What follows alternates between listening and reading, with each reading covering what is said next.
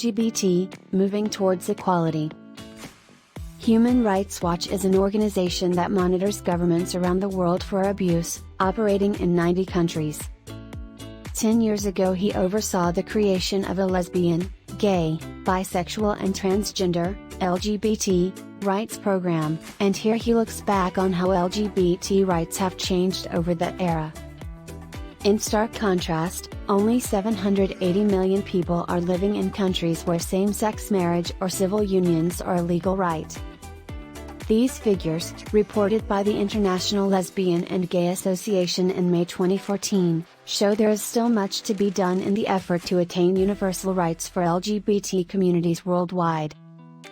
It's important to note that the fight for LGBT rights is not a Western phenomenon. Many of the governments at the forefront of the defense of LGBT rights are from the developing world. The historic LGBT resolution at the United Nations Human Rights Council, adopted in September 2014, was led by governments from the Global South, primarily Latin America, and backed by others from all over the world, including South Africa. Even governments usually opposed to human rights enforcement, such as Cuba, Venezuela, and Vietnam, supported it. To a large degree, this is due to the greater visibility of the LGBT community in societies that have begun to recognize their rights. But LGBT people are also convenient scapegoats for embattled leaders, who are trying to rally support from more conservative sectors of their society. Whether it's Uganda, Nigeria or Russia, the decision to scapegoat the LGBT community is an outcome of serious challenges to the regime, for widespread corruption or abusive authoritarianism. The status of the LGBT community is a good litmus test for the status of human rights in society more broadly, precisely because it is such a vulnerable minority, similar to the proverbial canary in the coal mine. Where the rights of LGBT people are undermined, you can be sure that the rights of other minorities and critical members of civil society will soon also be in jeopardy. Broader changes in society have driven some of the greater recognition of LGBT rights, such as more equitable relations between genders, the rights revolution generally, and the greater respect for individual autonomy. Within that context, you saw the LGBT population gradually coming out, so people suddenly discovered that they had a gay brother or son or neighbor or close colleague, which started shaping public perception and reinforced the social changes. It's easy for bigotry to exist in a context of ignorance, but when you're being bigoted toward a close friend or neighbor, you start thinking, maybe LGBT people are really just people, maybe I should recognize their rights. Conversely, that ties back to what you said about scapegoating. By making the LGBT community less visible, and thus less relatable, unscrupulous leaders can take political advantage. Moreover, it's not like the West has been secretly airdropping gays into other cultures. An LGBT population has existed in all societies for all time. Gays have simply been more or less open, depending on the politics and the mentality of the moment. Anything that helps to increase the visibility of LGBT people, to move beyond past stereotypes and ignorance, to show that gays occupy the same range of positions in life and society as everyone else, that will help to make societal change happen more quickly. A lot of the leaders that promote homophobia do so by insisting that they're not anti-gay, but just trying to shelter the impressionable young from gay propaganda. In many ways, they see that the trends are going in favor of LGBT rights and they're trying to fight back with the younger generation.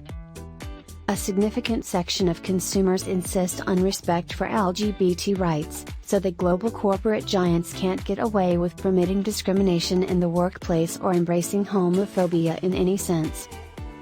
That becomes important, because these companies operate globally and so can become oases of respect for LGBT rights, even in societies where the government hasn't caught up with the agenda.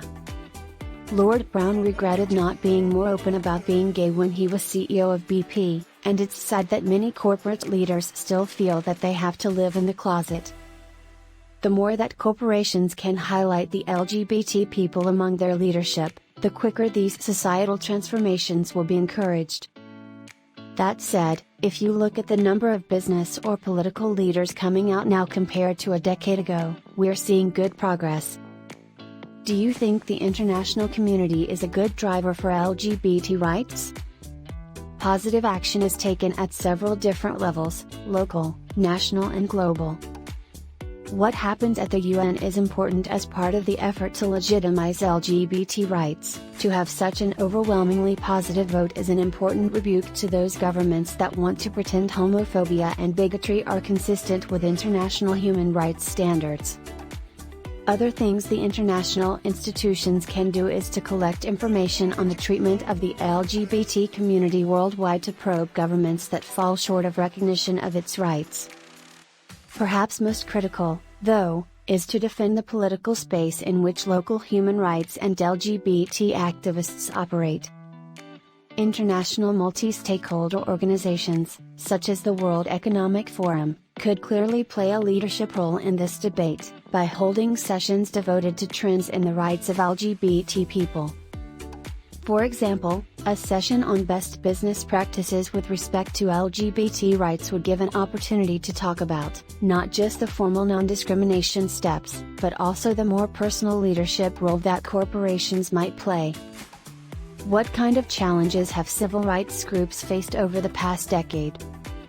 10 years ago we created a formal LGBT program within Human Rights Watch, because we wanted to make the point that LGBT rights are an essential part of the human rights agenda. They feared that their broader human rights work would be discredited if they took on LGBT rights.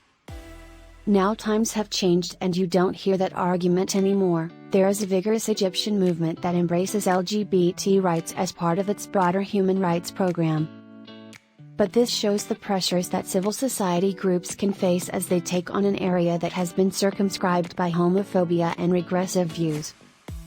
On the other hand, you've got the Catholic Church which, even before the current leadership, has taken positions against violence and discrimination toward the LGBT community.